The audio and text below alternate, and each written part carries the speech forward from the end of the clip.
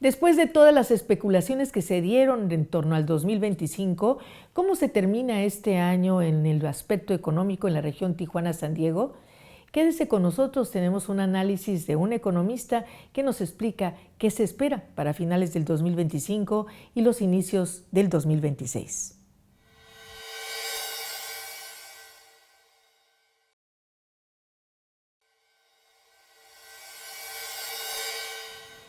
¿Qué tal? Soy la periodista Rocío Galván y esto es Diálogos desde la Frontera, un programa que se edita y produce desde el Colegio de la Frontera Norte en la ciudad de Tijuana, Baja California. Hoy nos acompaña en el estudio de Diálogos desde la Frontera el doctor Edgar David Gaitán Alfaro. Él es doctor en Ciencias Económicas por la Universidad Autónoma de Baja California, investigador titular A de tiempo completo, adscrito al Departamento de Estudios Económicos del Colegio de la Frontera Norte. Sus líneas de investigación son la aplicación de modelos de equilibrio general computable, la planeación regional y la econometría aplicada y modelos insumo-producto regionales. Gracias por aceptar esta invitación y estar con nosotros, doctor. Bienvenido. Muchas gracias, Rocío, muy amable. Gracias por la invitación. Con mucho gusto estamos aquí a tus órdenes. Platicamos hace tiempo en una cápsula que tenía que ver con los aranceles. Sin embargo, a esta distancia de las amenazas de aranceles y todo esto, ¿cómo ubica usted el desarrollo de la economía mexicana? Le comentaba antes de entrar en esta conversación que veía por ahí muy buenos resultados en la industria automotriz, a pesar de los aranceles que entraron en vigor y que están afectando. Pero ¿cómo está la economía en general? ¿Qué tanto podemos ver con todo esto del dólar, el peso? ¿Qué nos puede platicar al respecto? Pues mira, Rocío, no sé si tú recuerdes, a principios de este año tuvimos una entrevista en donde justamente abordamos esta expectativa tan adversa que se estaba formando respecto a la aplicación de los aranceles. En aquel momento yo te comenté que los aranceles generalizados eran una especie de amenaza no creíble. En ciencias económicas tenemos una área de conocimiento que se llama teoría de juegos, que se utiliza para discernir cómo los agentes económicos toman sus decisiones. En aquel entonces yo ya anticipaba que esto de los aranceles generalizados eran una especie de amenaza no creíble, así se tipifica en la teoría de juegos. Y sucede cuando quien toma la decisión, en este caso Estados Unidos, sabe de antemano que si la toma esa decisión también se verá afectado sí mismo, o sea, no solamente el perjuicio es para el jugador adverso o contrario, que en este caso es México, sino también para el propio Estados Unidos que juega como un jugador líder o dominante, ¿no?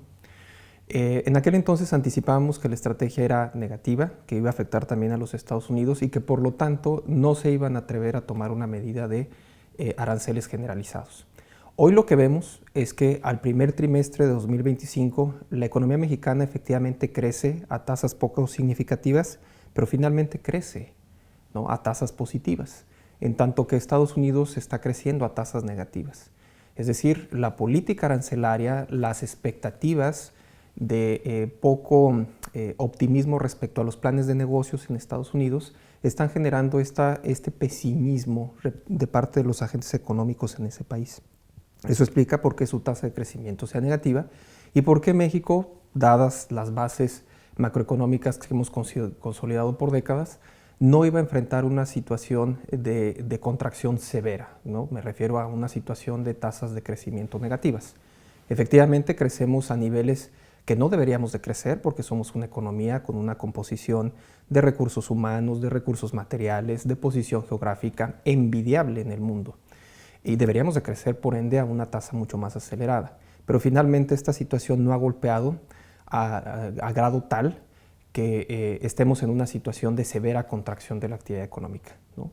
Efectivamente no estamos en el mejor de los escenarios posibles, y hablaremos más a detalle de cómo los indicadores hablan efectivamente de que hay muchas cosas que se pueden hacer para remediar la situación en la que estamos. El ejemplo de la industria automotriz, es decir, ¿es un parámetro aparte o podría generar de alguna manera que otras industrias, otros sectores económicos imitaran lo que ha logrado la industria automotriz? Depende de la opinión de cada economista, ¿no? Desde mi punto de vista, creo que la industria automotriz, como decimos coloquialmente, se cuece aparte.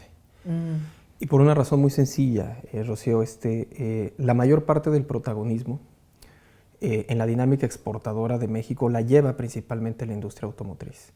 Y el tratamiento de los datos de la caracterización del tejido productivo en México sugiere que la industria automotriz está inconexa, ¿no? Desconectada del resto de la actividad económica. Y eso se debe a que las redes de proveeduría, ¿no? que teje la industria automotriz no dependen de lo que sucede en el mercado interno o en la economía doméstica. Dependen sobre todo de los efectos de articulación sectorial que esta industria tiene principalmente con los Estados Unidos. Lamentablemente este factor catalizador al crecimiento económico que supone el desempeño de la industria automotriz no ha arrastrado al desempeño de otros sectores de actividad económica. Doctor, otra cosa que yo quiero preguntarle, más allá de la contaminación política que desafortunadamente está junto con la economía, también otro factor que es muy interesante es la moneda, ¿no? La moneda, el peso, que pues ahí, es más, nosotros vivimos en frontera y hemos visto cómo ha ido bajando la paridad con respecto al dólar. Entiendo que eso en el centro no se da a lo mejor en forma tan notoria, pero eso que representa para una economía como la de nosotros acá en Baja California y una interacción tan importante de las comunidades de ambos lados de la frontera. Muy interesante pregunta, Rocío. Fíjate, y efectivamente coincido contigo que es interesante porque particularmente a la franja fronteriza nos interesa el indicador del dólar, ¿no? Siempre ¿Sí? Es un parámetro para evaluar cómo se está dando esta dinámica de actividad económica entre los sectores. Y también es un parámetro que nos sirve como referencia para evaluar la dinámica de consumo, ¿no? Finalmente la moneda en la paridad peso-dólar determina mucho de lo que es nuestra dinámica de consumo. Lo que está sucediendo aquí es que la depreciación de la moneda mexicana no se ha dado a niveles como los habíamos anticipado a principios de toda esta declaratoria de la política arancelaria de Estados Unidos. En su momento hubo una ligera depreciación, pero hoy está regresando a niveles de 18, 18.30, 18.20, lo cual habla de la fortaleza del peso frente al dólar. Cuando tú asocias el tipo de cambio con la conducta de los agentes económicos y ves que hay un proceso de apreciación, la respuesta inmediata ante esa situación es que los agentes económicos están confiando en la economía mexicana. Es decir, no están sacando sus capitales. Como sucedió, por ejemplo, en el 94. ¿No? ¿Qué dato tan importante? Es un dato interesante. Tenemos en ese aspecto, en esa variable, el tipo de cambio, un indicador de que, como yo anticipaba, los agentes económicos no le están comprando del todo esta retórica Trump de la amenaza arancelaria. Mantienen su relativa confianza y mantienen su parsimonia ante lo que pudiera ser el futuro. No están generando, como incluso, insisto, yo ya insistía, este escenario pesimista que nos hizo pensar por ahí de febrero o marzo la retórica de Trump. Bien, creo que vamos a hacer pausa, doctor, para ir a un corte comercial y regresamos con más de esta interesante conversación aquí en Diálogos desde la Frontera.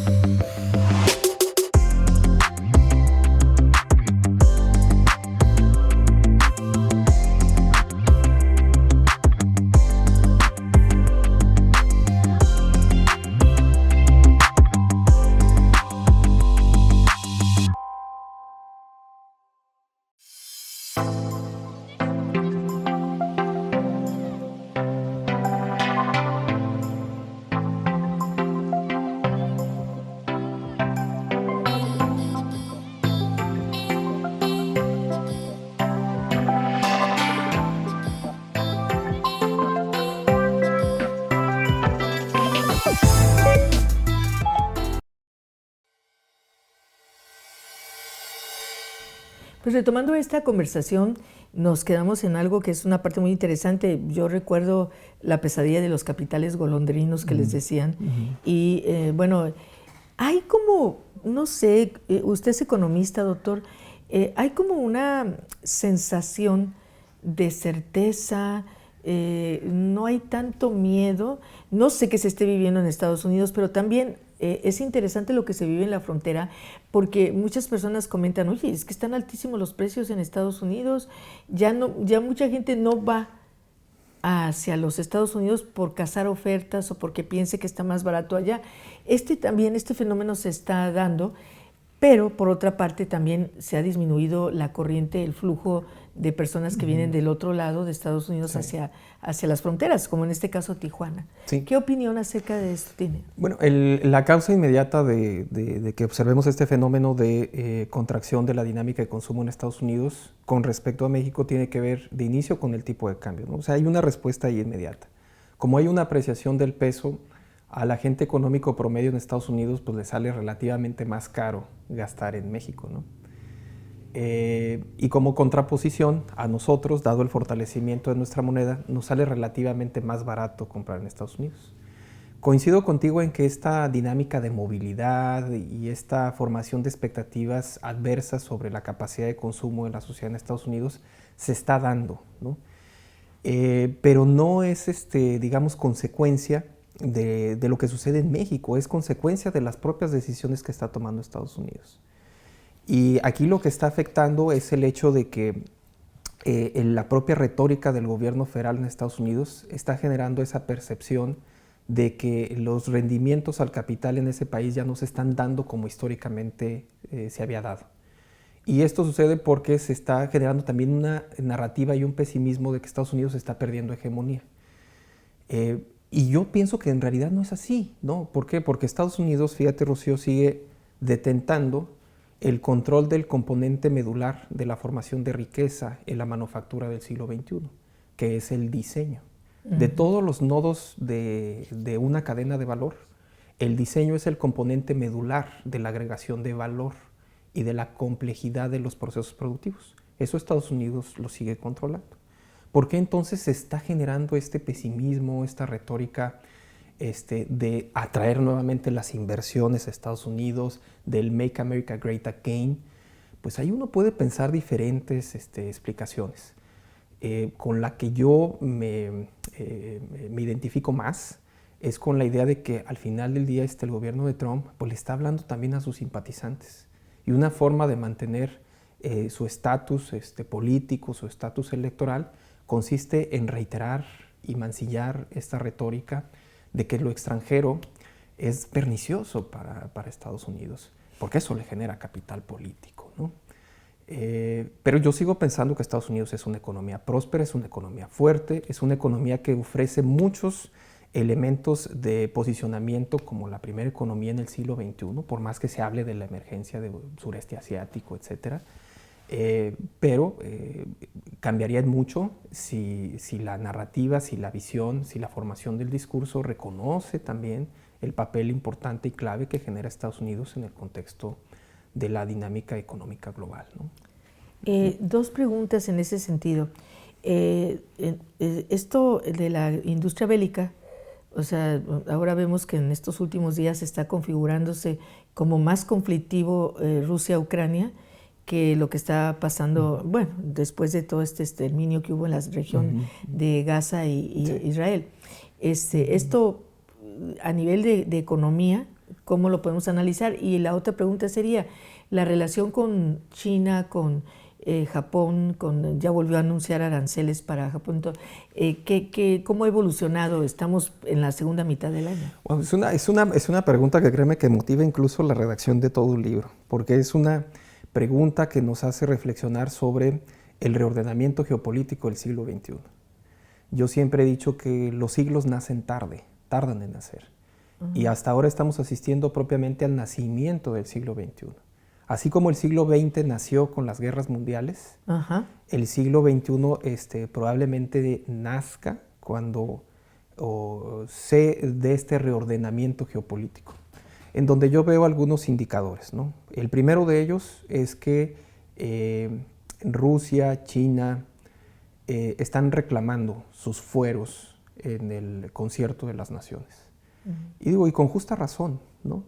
Porque se cansaron de esta visión unipolar que se constituyó en la década de los 90 con el colapso de la Unión Soviética y la emergencia de Estados Unidos como potencia hegemónica bajo el discurso o el dogma liberal, bajo el dogma neoliberal, ¿no? De la presencia del mercado, del posicionamiento del comercio como garante, ¿no? De la prosperidad de los países, y ese paradigma parece entrar en cuestionamiento, ¿no?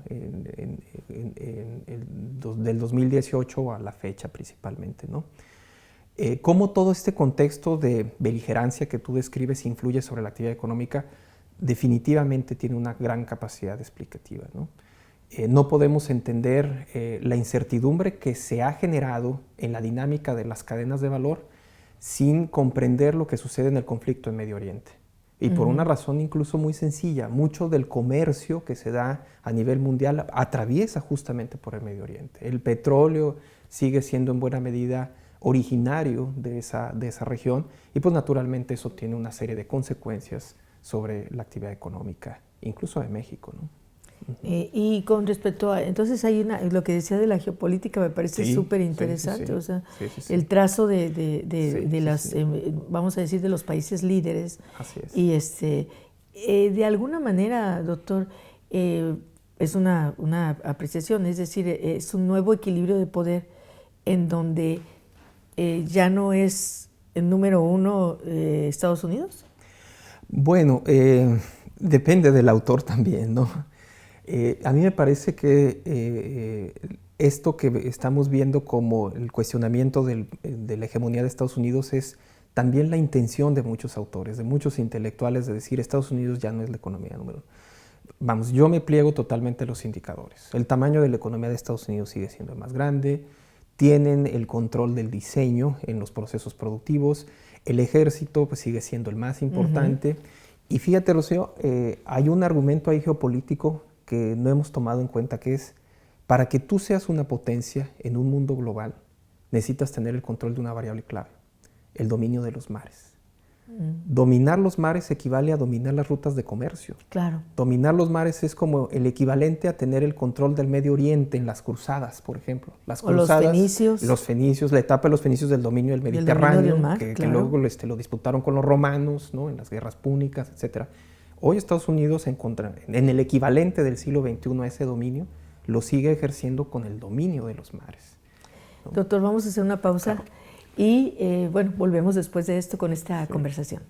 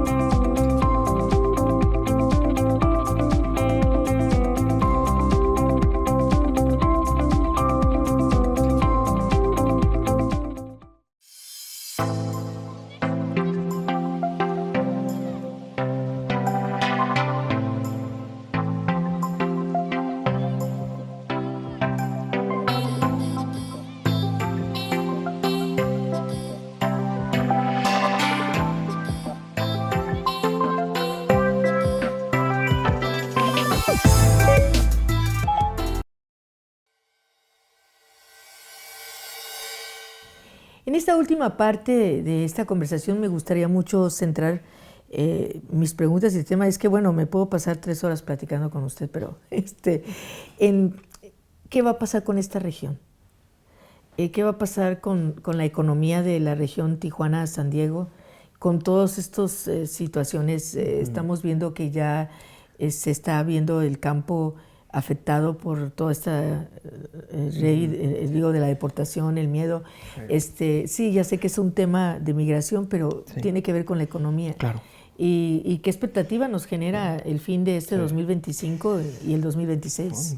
Fíjate que es una pregunta que muy recurrente que nos formulan a los economistas, ¿no? ¿Qué va a pasar, no?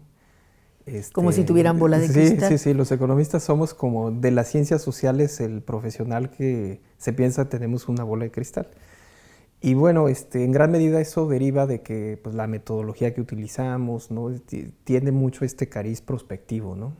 Y yo digo, sí, el economista tiene mucho que decir acerca del futuro, ¿no? Y contrario a lo que se piensa, el economista no suele equivocarse, cuando es sensato, claro. O sea, hay muchas visiones insensatas. Y que lo analice de forma objetiva e imparcial.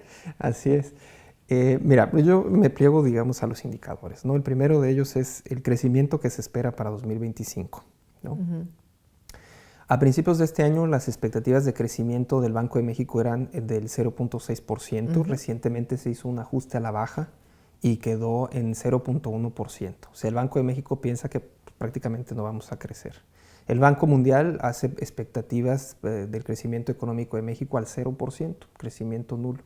Y la única instancia que todavía mantiene ese optimismo es la Secretaría de Hacienda, que está prospectando un crecimiento de entre el 1.5 y 2.3%. La verdad es que se ve difícil que alcancemos esos niveles de crecimiento. Yo me adhiero, ¿no?, a la visión del Banco de México de que prácticamente no vamos a crecer. El otro indicador interesante, Rocío, es las tasas de interés, ¿no? Las tasas de interés en México a principios de este año estaban en torno al 9.5%. Periódicamente se han hecho ajustes por parte de la Junta de Gobierno del Banco Central, llegando alrededor en la actualidad del 8%. ¿Eso qué sugiere? Bueno, estamos hablando de crecimiento y de tasas de interés. El crecimiento, para la gente que nos escucha, ¿no?, para nuestro auditorio. El crecimiento es una variación relativa del PIB, nada más. El PIB es esencialmente la formación de riqueza de un país. Y en el origen de esa formación de riqueza está principalmente la retribución a los factores de la producción, es decir, lo que ganan los dueños del capital y lo que ganan los dueños del trabajo. Lo que gana el capital se llama excedente de operación o simple y sencillamente ganancias. Lo que gana el trabajo se llama sueldos y salarios, lo que ganamos los trabajadores. Cuando hay un crecimiento a ese nivel o un nulo crecimiento, quiere decir que en el origen de la producción, los factores de la producción no están recibiendo sus ingresos. Entonces, para el entendimiento de nuestro auditorio, cuando esas variables no están presentes, las que explican una variación positiva y yo diría robusta del crecimiento del PIB, no tenemos los argumentos para que los factores de la producción reciban sus ingresos. En otras palabras, significa que los que ya estamos siendo parte de la base productiva, pues no vamos a ganar más porque no se justifica productivamente, o no se podrá por parte de la planta productiva incorporar nuevos factores que impulsen al crecimiento económico, que se expresa en variables como el consumo y sobre todo, muy interesante, la inversión, que es un factor catalizador del crecimiento sostenido en el largo plazo. El otro elemento, rápidamente, que es justamente el de la tasa de interés. Ahí tenemos relativamente buenas noticias. O sea, ¿por qué? Porque la tasa de interés en México ha caído, llegando, decíamos, a niveles del 8% aproximadamente. Y esto se da porque el Banco de México piensa que, digamos, las amenazas inflacionarias que trajo consigo la pandemia se han disipado. Cuando hay amenazas inflacionarias, el Banco de México reacciona incrementando la tasa de interés porque eso inhibe las decisiones de inversión de los agentes económicos. O sea, ralentiza la actividad económica. Ralentizar la actividad económica supone atenuar el crecimiento en los precios. ¿Por qué? Porque la actividad económica crece en la misma relación que los precios. Si hay mayor actividad económica, los precios aumentan. Si hay menor actividad económica, los precios disminuyen o se mantienen, ¿no? En este caso, como ya se disipó esa amenaza, el Banco de México lo que dice es hay que reducir las tasas de interés, con la expectativa de que al reducirlas, pues los agentes económicos digan nos vemos incentivados a invertir. Y eso es lo que estamos esperando como buena noticia. Como el Banco de México piensa que el crecimiento va a ser nulo, pues la contraposición es, pues podemos ceder un poco en la tasa de interés porque hemos disipado la amenaza inflacionaria. Y al reducir la tasa de interés, entonces nos aliviamos, digamos, de ese magro crecimiento económico que con toda seguridad tendremos este 2025. Doctor, pues antes de que se nos agote el tiempo, me gustaría mucho que nos compartiera dónde podemos revisar sus investigaciones, sus estudios, sus aportaciones en toda esta materia y la verdad felicitarlo porque nos hace la economía muy accesible. La entendemos muy claramente. Pues es que mira, yo coincido que la economía es de fondo, sí es una ciencia, tiene muchos tecnicismos, la metodología es robusta y rigurosa, pero tampoco es ese terreno vedado, digamos, para el ciudadano de a pie, ¿no? Nosotros finalmente también somos ciudadanos de a pie, vivimos el día a día la actividad económica, tomamos decisiones económicas de consumo, de ahorro, etcétera, ¿no? Y por lo tanto creo que la economía tendría que ser ese espacio de conocimiento asequible, ¿no? para el común de la población, ¿no? Mis publicaciones esencialmente, Rocío, pues se encuentran en los micrositios de aquí del Colegio de la Frontera Norte. Ahí se puede acceder pues, a los productos de investigación que hemos obtenido, principalmente relacionados con la caracterización del tejido productivo. Un servidor particularmente se concentra en esta parte de el entendimiento de la dinámica de los mercados y cómo en gran medida estos elementos se condicionan por el proceso de integración económica México-Estados Unidos, ¿no? Pues muchísimas gracias, doctor, por estar aquí. Déjeme presumirle que el doctor Edgar David Gaitán Alfaro sacó el número 1, ¿verdad?, de su promedio. A ver, presúmanos, doctor. No, bueno, ese es un reconocimiento, decíamos, para mis compañeros, porque son programas de mucha exigencia en el doctorado, ¿no? Y como te decía, mis compañeros, muchos de ellos originarios pues, del sureste asiático, del sureste mexicano, quiero decir, me quedé con la idea del sureste asiático, del sureste mexicano, muy talentosos. En México realmente nuestros estudiantes de posgrado son muy talentosos. Siempre he dicho que tenemos una masa crítica encomiable, ¿no? Que tenemos que capitalizar. Es una de las tantas variables que nos hacen pensar que México tendría que crecer a un ritmo mucho más acelerado. Claro. El talento de nuestros jóvenes y la disposición al trabajo, que es algo que sabemos de toda la vida. El trabajo es el que sostiene incluso la actividad económica en Estados Unidos, pero en este caso el trabajo académico que se manifiesta con el talento de nuestros jóvenes, ¿no? Pues muchas gracias por su tiempo y por supuesto muchísimas gracias a todo el equipo que hace posible Diálogos desde la Frontera. Hablo de Óscar Ochoa, quien está al frente del estudio de televisión. Hablo de los becarios, que ya creo que es el último programa que vamos a contar con la ayuda de Leo, que se nos va, pero bueno, pues aquí deja abierto un camino de amistad. Por supuesto a Iván Morales y nuestro muy querido Alfonso Carabeo. Lo esperamos en el próximo capítulo de Diálogos desde la Frontera.